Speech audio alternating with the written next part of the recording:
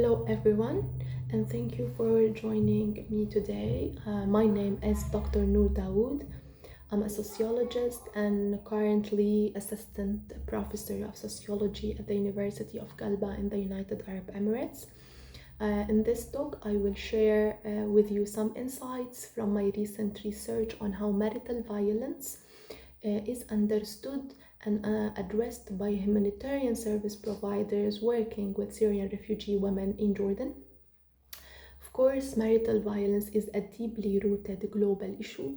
It encompasses not just physical violence, but also psychological, sexual, spiritual, and economic harm inflicted by a current or former spouse. It's both a human rights violation and a pressing public health concern. For displaced populations like the millions of Syrians who have fled war and instability, marital violence takes on added layers of complexity. These women often face social isolation, economic marginalization, legal vulnerability, and a lack of safe recourse. In Jordan, humanitarian organizations report marital violence as the most commonly disclosed and reported form of gender based violence among Syrian women. Yet, despite the prevalence of such form of violence, very few, let's say, empirical work critically examines how those providing support, humanitarian staff themselves, conceptualize and talk about marital violence. This is the gap that I sought to address in this research. The research focus or the research asks what discourses, what dominant ideas, narratives, and explanations do humanitarian service providers use to interpret, to give meaning to marital violence against Syrian refugee women in Jordan? And how do these narratives, discourses affect the types of support offered and the ways survivors experience that form of support?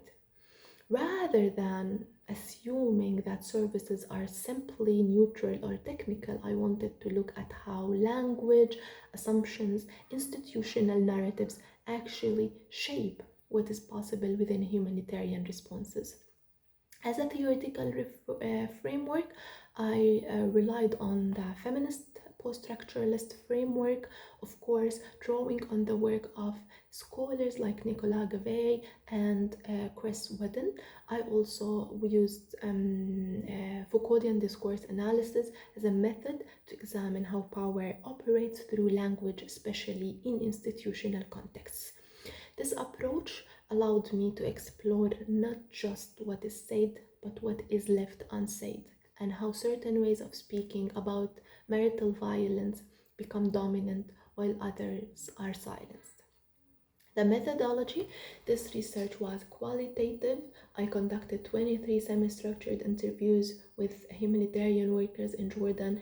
Participants included service providers from NGOs and UN agencies working both in refugee camps and urban areas, and all participants had direct experience working with Syrian refugee women affected by marital violence.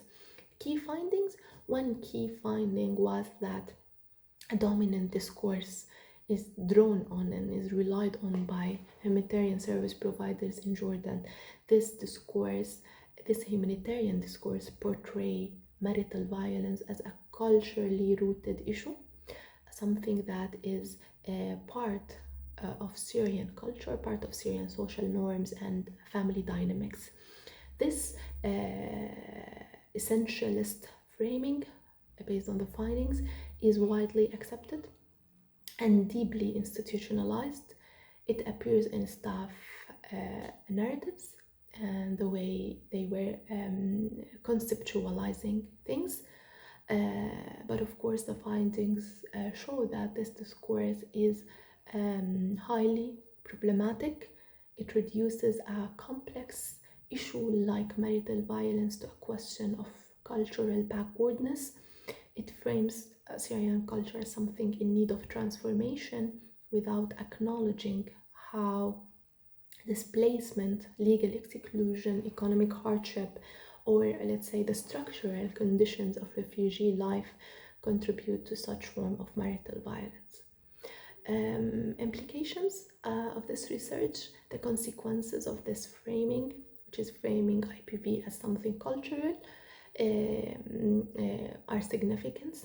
First, this discourse normalizes marital violence, making it seem like something part of refugee life. This discourages women from reporting abuse, feeling that they will be judged or blamed. Second, this discourse limits the scope of interventions. If marital violence is seen purely as a cultural issue, then structural solutions like improving legal access, expanding women's shelter, or addressing poverty are overlooked. Third, this discourse, let's say, reinforces a deficit-based view of refugee women and their communities, which can be disempowering and even, let's say, re-traumatizing. Discussion part, these findings echo broader critiques in feminist humanitarian scholarship, including the work of Elizabeth Olivius and others, who point out how humanitarian responses often pathologize refugee culture rather than addressing power and inequality.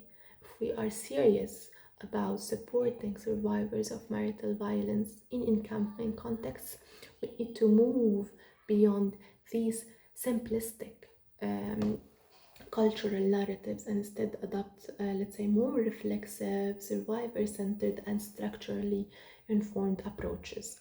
In conclusion, I argue that marital violence in humanitarian